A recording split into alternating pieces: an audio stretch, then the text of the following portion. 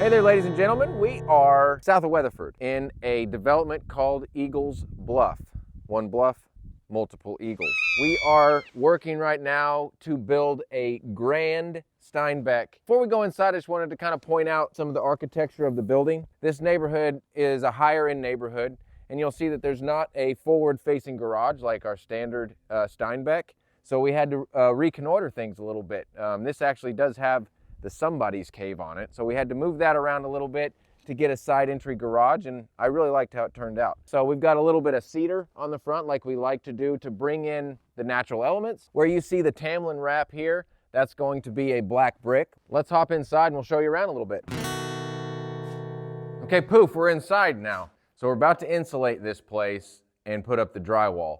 I really love this phase because we get to see behind the walls the craftsmanship of the framing, which is big to us, the details of the wires being ran, the plumbing details, the HVAC, all those things are very visible right now. And so I'll walk you through a little bit of it and kind of the details as to why we design the way that we do. Obviously, this is a nice big open area, and we generally will use the ceiling as the rafters. We've got some I-joists to span this entire room as opposed to putting up 2x6s on the roof and then putting a flat ceiling in there. It gives you the opportunity to have this nice voluminous space and also some clear story windows up there, which I think you saw just a little bit ago. A few details in here, blocking. So we go into the kitchen and pre-block everything. So if you're wondering what all this is all cabinet blocking. This gives the cabinet a secure place to screw into as opposed to trying to find the studs.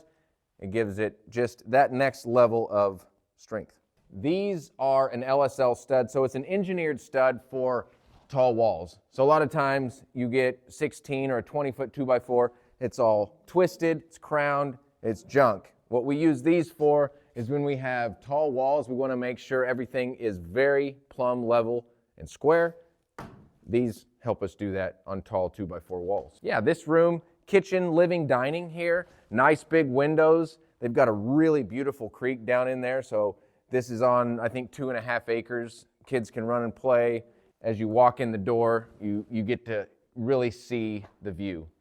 We've got this transition space here, not necessarily a hallway, but we've got this wall to kind of divide the space and give that some privacy, but also because of these openings, you get a lot of natural light, and then it divides into our master suite, which is in here. And again, this is the Grand. It's larger, the master bedroom's bigger, the master bathroom is a little bit more increased in size, and same with the living room, and then we also have the somebody's cave over there. So in here we've got a nice big shower, toilet room, vanity, and again bedroom that overlooks the view, and we've got a nice big bed wall. This is a 6mm visqueen, and we run all of our sheathing horizontally. So what this allows us to do is have this extra layer of defense that actually gets shingled between each level of sheathing, and then we block every single joint of the house so you don't have any open seams.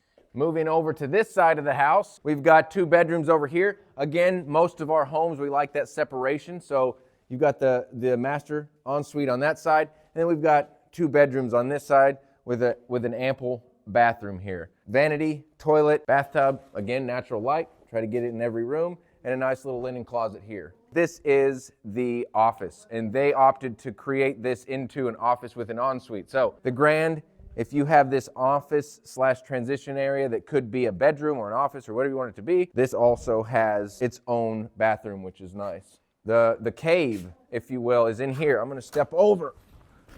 We've got these LSL studs that go all the way up. You actually enter this from the garage just to give it some privacy.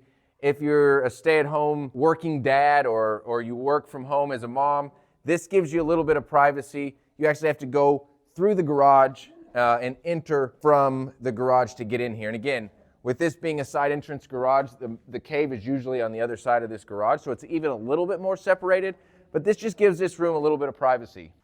Okay, I'm back outside with Royce, and we are going to tell you what's going on with this wall, because you might be thinking, this is weird. When they brick this wall, the brick comes up, brick, brick, brick, brick, brick. And then as you get to this level, you fold the brick tight down, and that's what holds everything to the wall. And this is the electrical box. We have conduit here so you don't have any exposed wires, because there's going to be an air gap here between the brick and the wall. So this gets bricked into the wall for our accent lighting, which is important on the front of a house. If you have any other questions, I don't know what they would be, but I'll answer them next time. Right, Royce? I'll answer them.